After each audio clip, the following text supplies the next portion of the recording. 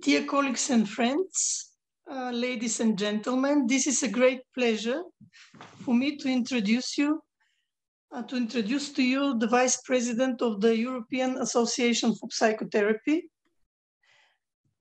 This is Irena Bezich. Hello, Irena. Hello.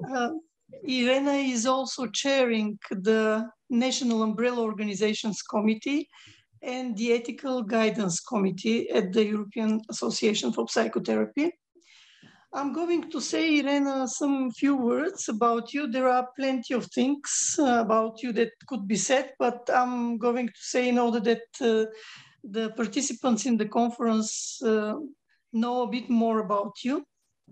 First of all, I'd like to start with the fact that Irena Bezich is invited by the Management Board of the Bulgarian Association for Psychotherapy, and this is to give the keynote's introductory speech today at the opening of the 11th Scientific Applied Conference in Psychotherapy of the Bulgarian Association that we call Interspaces or Otstoяния in Bulgarian.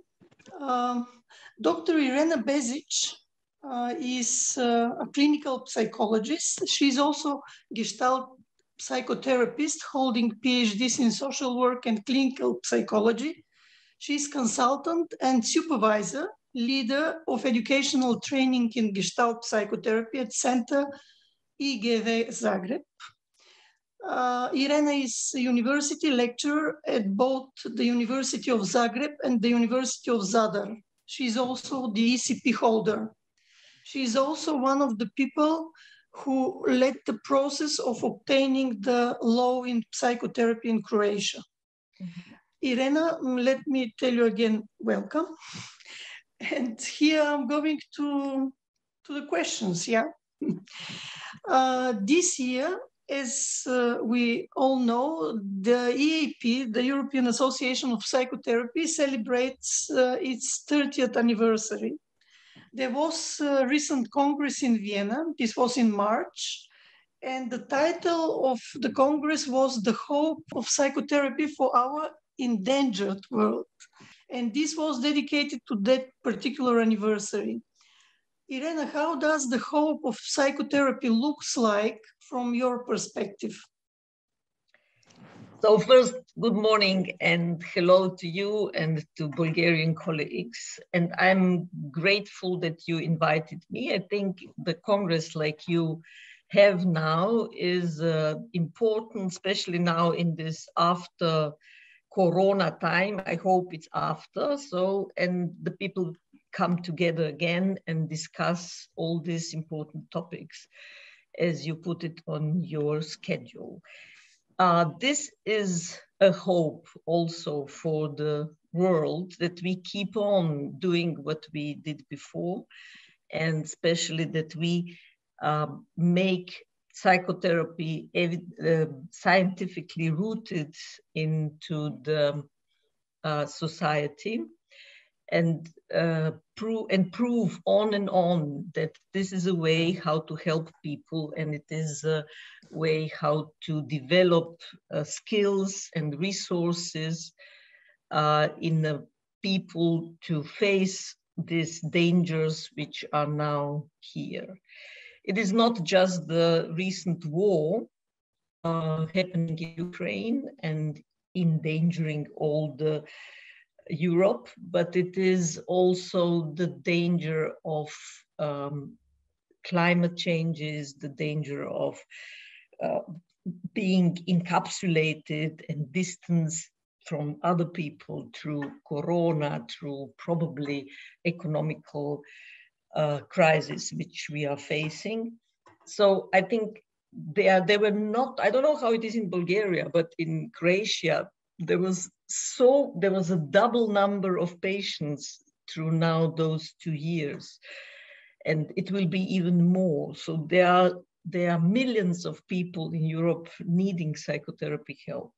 And I think we as professionals, we have also a duty to make psychotherapy a proper profession and taking care about standards, training standards, and standards of the practice of psychotherapy to be sure that the people are really getting the help they need. So the hope for the psychotherapy, for the world through psychotherapy is through professional and high qualified work with the people, not just helping people, but also trying to develop the competences of psychotherapists, but also the competences of people to be more resilient and to be more aware of what is happening so that they can choose the actions and they can do something about their well-being, not to resignate, not to get into depression, looking at all these terrible things which are happening. Yeah. 30 years of experience and history on the level of DAP is quite much of history, I could say. And I was wondering, can I ask you, what is DAP about? It's, I know that this is a very basic question, but I think that this is a relevant question as well. And maybe how did you come personally to DAP? Mm-hmm.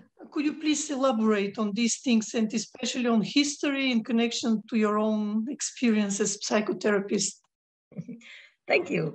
It is, so this 30 years of EAP is starting with the Strasbourg Declaration. That was a declaration written in Strasbourg by, by friends, let's say, from different countries, who just came together, and they were talking about Alfred Pritz and Monia Keim and Janusz Wajda from Ukraine, from Belgium, Germany, and Switzerland, I think. So they were together and they were written down this declaration and said this will be the beginning of European organization who will unite psychotherapists from different countries and different modalities. So it seemed to be a mission impossible because of all this diversity which is in it. It's not just the different cultures, but the cultures of different modalities are also very, very distant, let's say. And at that time, it was distant much more than today. So it was a very brave enterprise they started. And this declaration means that they are aiming to make psychotherapy an independent profession, which will have their qualities which are on the 7th level of university education degree, which will be defined by the competencies which are needed for the European psychotherapists, taking care that the training would be properly defined and on the scientific level. And there is a statement about the multiplicity of psychotherapy methods, so that all of them are welcomed. And then in the later development, EAP has a list of acknowledged psychotherapy methods in the different categories. And then in each category, you can apply for a new method if you invent some. But if you have, and then EAP developed these 15 questions, which are there to check if this method is really scientifically based, if there is a proper methodology, proper theory behind. So the whole structure of EAP, the idea of the structure of EAP started 30 years ago. And then EAP wanted to have this Congress before, but then started Corona, so we postponed it, and then this year there was no way of postponing anymore. You're saying that the coming after the other. The Strasbourg Declaration comes from 1991. You're saying, yeah. Yes. I was also wondering that here there is quite often a discussion going on within our psychotherapeutic community about this. What is for whom is the entrance of the formation? And I think that one of the things, to my knowledge, that Strasbourg Declaration stated clearly is that the entrance is possible for all people who are coming from humanities and social sciences, which is also a good thing to mention now, maybe. Of course, this is written in the Strasbourg Declaration. This is the starting point and added by qualified therapy training.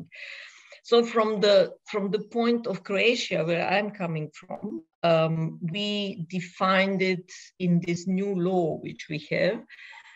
The entrance is free for everybody with the academic education and 2 years of propedeuticum, which is an interdisciplinary study, including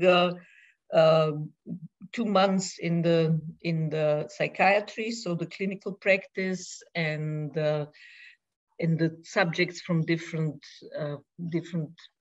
fields, the fields of psychology, psychiatry, but also from social work, social pedagogic way. So the people get a really knowledge needed, academic knowledge needed to start then the psychotherapy education. Yeah. But it is not closed to the people. So the point is that psychotherapy is for those people who have a knowledge and who have a training, and not who are chosen ones because they studied clinical psychology like me. Yeah. In fact, the way the other disciplines that are closer to ours, like as you mentioned, psychiatry or psychology, the way they complement to each other is very important. This is also some kind of a discussion going on here, how the different professions can contribute to each other and to the well-being of the patient, instead of being in a field of a war, or that everybody wants its own piece of the cake and does not share it with the others. That's a very interesting discussion, and I think that here it is not ended yet. I don't think that there will be a moment, not only here, but even in all European countries, when this discussion ends.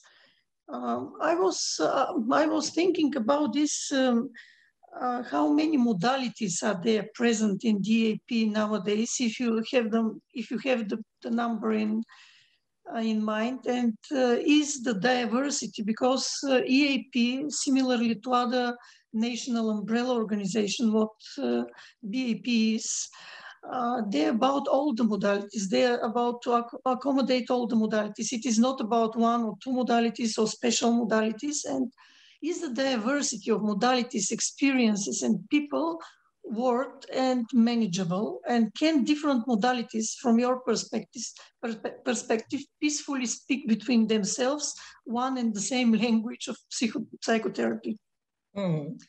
So perhaps I will go from the end to the beginning of your question, because it has to do also with my entering the EAP. So we in Croatia started at the late 90s with this question: how to bring the organizations, how to bring the professionals from different modalities to speak to each other. And it was not an easy way. And as you probably know, it is in many countries like this, because psychotherapy was in the medical umbrella, let's say, and it was officially performed just in the medical setting. And then it changed. It changed especially with our war, when it was very obvious that the psychodynamic approach is not the one for all problems coming from trauma and coming from settings which are not medical ones. You had to do psychotherapy in a field, in groups. And it was clear that it is necessary to have more different approaches, and that the different approaches can complement very good for the problems which we had on the field. So I think with our war, the diversity of psychotherapy methods or modalities became acknowledged. They were before the war in the 80s and late 70s. There were already different methods around, but the real acknowledgement came after the war. And then at the end of the 90s, we started talking to each other as a professional groups, as organizations. But then the process was stopped for, I don't know, 5 years because the president at that time was a psychoanalytically oriented psychiatrist. And they saw there is a danger. If this really goes apart, then all other modalities would be equal. And it was not a real frame to contain this. So it was postponed for the 5 more years because of this problem. And then we renewed our association. So this is the Association of Psychotherapy Organizations in Croatia, and started to work specifically and focused on bringing together people from different modalities and working on the common task. And this common task was a law of psychotherapy, which will then be a base to build a really profession which will be, which will have some control over the practice and the training, and will get more acknowledgement as a scientific, as a good theory-based profession. So the point was that the patients are getting really what they need. And we started 2005, and we had our law at 2018. So it is quite a long process, but before we had the law, we had to unite all different modalities. So the last ones to come were the group analysis and some other psychoanalytic organizations and integrative, and which is because of the local circumstances, it was needed a long time to bring them all together, and also to fight against the establishment and the, it is not against, but it is always trying to get the way which we all can be happy about.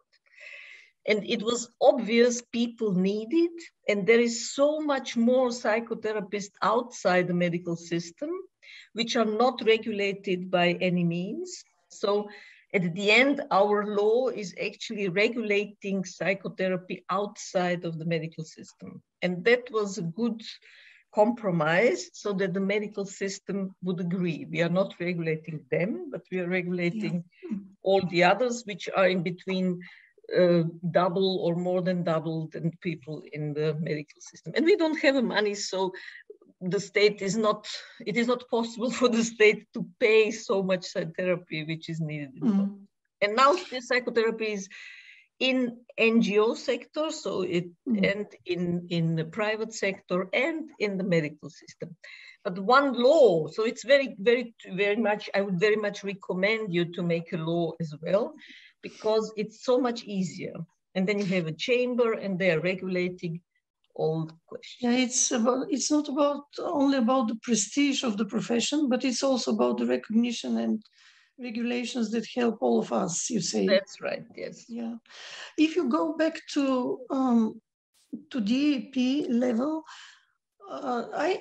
my figure in mind is that there are over than 30 modalities. Am I wrong? No, you are right. You're right. And all these modalities are listed in the groups. And I think it is important to know that there is psychoanalytic or psychodynamic modalities, then behavior psychotherapy modalities, systemic family modalities, humanistic modalities, hypnopsychotherapy modalities, body-oriented, relaxational and integrative psychotherapy modalities. And then each modality has organizations. And we have in EAP, we have European-wide organizations. So this is not the same as the modalities. And we have so we have European Association of Gestalt Therapy, Bioenergetic, Transactional, Federation of Psychodrama, NLPT, concentration movement therapy, body psychotherapy, and so on and so on. So these are European-wide organizations who then regulate national modality organizations. And so everything is connected. And they think about the standards as well. Yes, similarly that's to right. the EAP. Mm-hmm. Yes, and so we have one part of EAP is connected with the coming together of modalities, and then there is another part which is this NUOC, which I'm chairing, which is a committee of national organizations where you are representative of Bulgaria.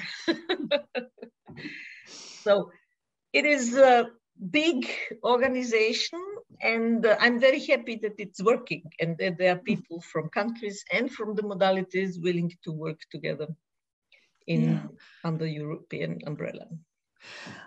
To my knowledge, one of the most important, I could say, or main tasks and aims of DAP during the years has been the obtaining of law, or creating a system that could provide somehow a basis for obtaining laws in all countries. This is in support to the local situations, but also to the labor of in psychotherapy, when someone, for example, goes from one country to another, that this is an easier process, not a process that will ruin his or her life and that he or she should start another profession. But also this is about thinking European-wise, that in Europe we should have some kind of a common law. How far is DAP in that matter? It is not so far till the end as it was before. As you know, there was a long time ago in 2010, let's say, or perhaps a few years before, that EAP formulated a platform for the European law. But it was not, in that time, EAP tried a lot to go to Brussels, go to Strasbourg, talk with the European Parliament, but it was not, the time was not ready. And now, 5 years ago, I think, when we started to work with some lobbyists from European Union, and we found another way. So, you know, this is a politics, and you have to know whom to ask and where to start. And now we have it almost done, because it is, it is CEPLIS. This is one of the sub-organizations of European Union who is defining professions. They have all our papers, and they are near to define psychotherapy as an independent profession. We supplied them with a lot of data, like how many countries have a psychotherapy law, like competences, the whole list of professional competences of a psychotherapist. So now the European Parliament is near to accept psychotherapy law for the Europe. But I cannot predict, would it be now in 2 years? It depends on so many things. And I think the wars and this danger, which is really over the Europe, causing anxiety, depression, all kinds of disturbances of people. People don't feel well in their society. And this has then reflection on the way of living, of the way of health.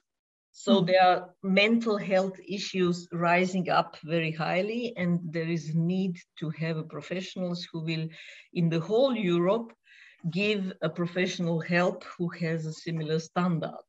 And also through this ECP, so European Certificate of Psychotherapy, we tried as an organization to have the one standard for all countries, so that here we call it the golden standard. Yes, perfect. Psychotherapy. Yes, yeah. So it depends always on the country where you come, but there were two countries who who were faced with somebody who came with the ECP, so in Italy and in Germany, and they tried to practice. They were not allowed, so they went to the court, and in both cases they won the case. So they are practicing psychotherapy now with the ECP, although it was not in the first place congruent with the local laws. But I think this is the future. I think the future is that we in Europe have a similar view of what is with the psychotherapy profession as we have with other professions. So if you go to America as a medical doctor, you have to do, I don't know how many exams and to prove that you are a doctor. But in Europe, this is one profession which is recognized in all countries. And I hope very much that this will happen with psychotherapy as well. There have been a discussion about whether psychotherapy training can belong to universities and in what way.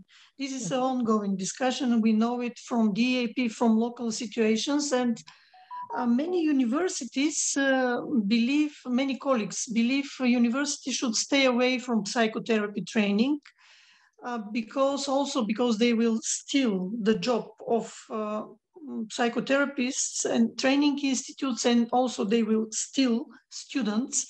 What is the position of DAP on that?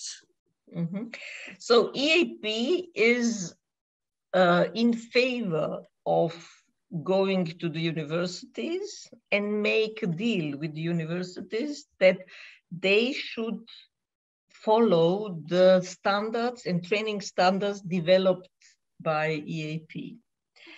So there are universities like in Vienna or now in Germany. This is Sigmund Freud University with different local organizations in Paris, in Berlin, in Milano, Ljubljana, and so on, who are providing the standards of psychotherapy training in accordance with EAP.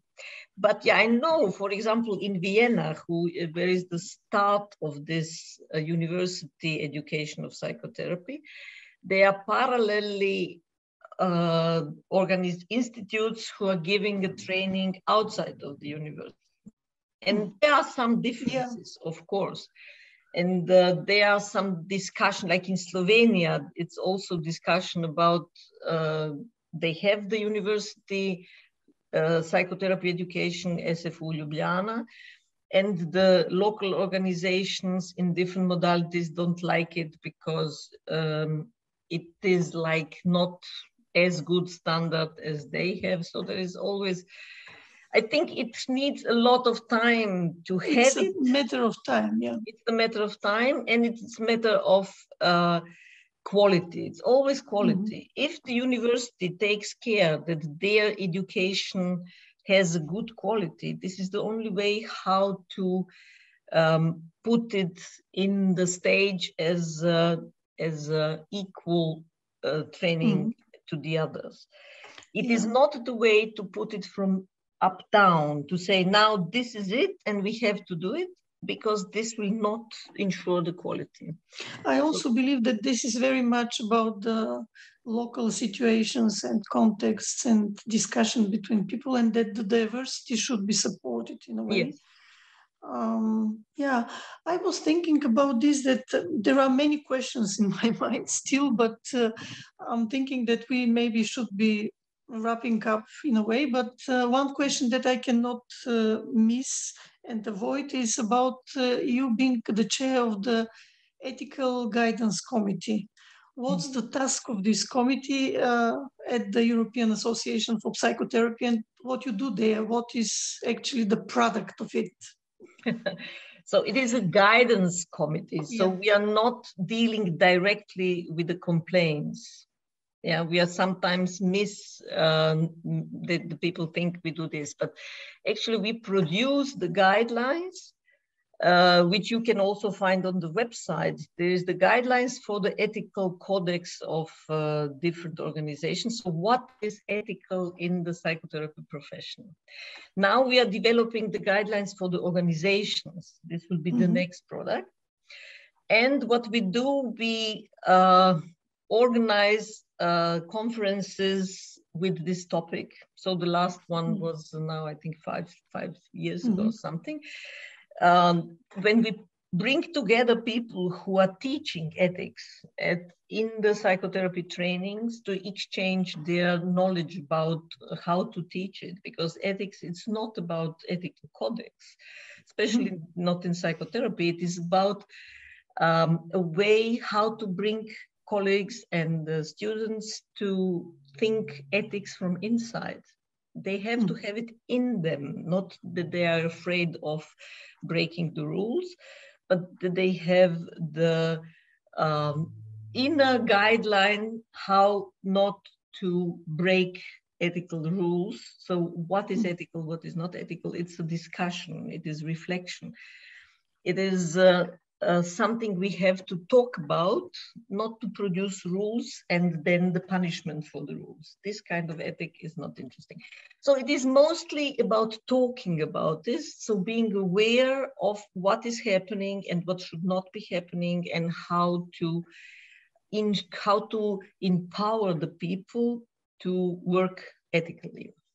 And it's very interesting because it's very different in different countries.